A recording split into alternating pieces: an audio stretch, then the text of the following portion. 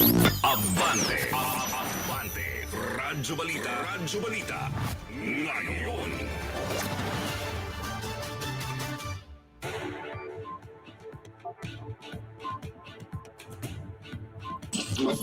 Abante, Abante, Radyo Balita, Radyo Balita, ngayon. Magandang gabi mga kaabante. Narito muli ang mga pinakahuling kaganapan mula sa pagdaraos ng 2025 national and local elections ngayong araw. Abante, Abante, Radyo Balita, Radyo Balita, ngayon. Sa paghatid po namin ang patuloy na pag-update sa inyo ng mga nangungunang senator ngayon, sa oras na 11:09 ng gabi, kasalukuyan pa rin pong nangunguna si Senator Bongo na may kabuang bilang na 23,729,539.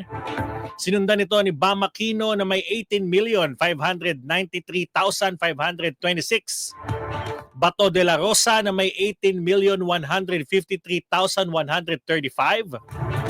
Erwin Tulfo na may kabuang bilang na 15,054,900. At Kiko Pangilinan na may 13,583,547.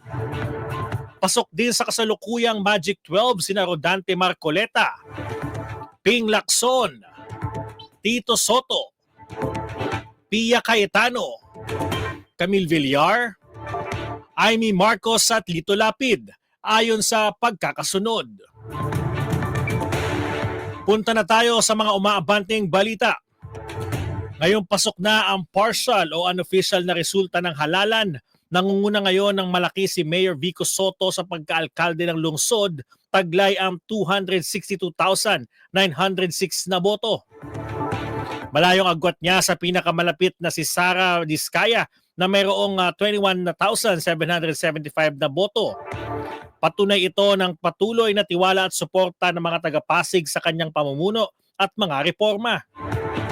Sa pagka-Vice Mayor naman, nangunguna si Dodot Jaworski na may 217,750 na boto. Kontra yan kana Iyo Caruncho Bernardo at Kuya Mark de la Cruz. Sa pagka-kongresista naman, hawak ni Roman Romulo ang malaking lamang na may 260,566 na boto laban kay Ian Sia na na-disqualify ng COMELEC. Umabot naman sa mahigit 74.57% ng election returns ang naproseso mula sa halos 200,000 na botante.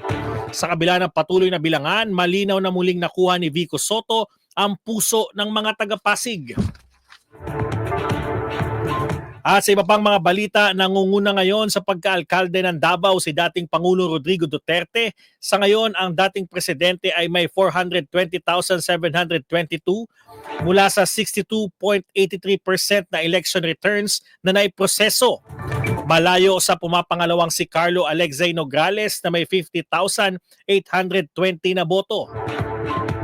Kahit sa kasalukuyan, nakakulong si Duterte sa International Criminal Court sa The Hague, nananatiling matibay ang suporta sa kanya ng mga taga Davao.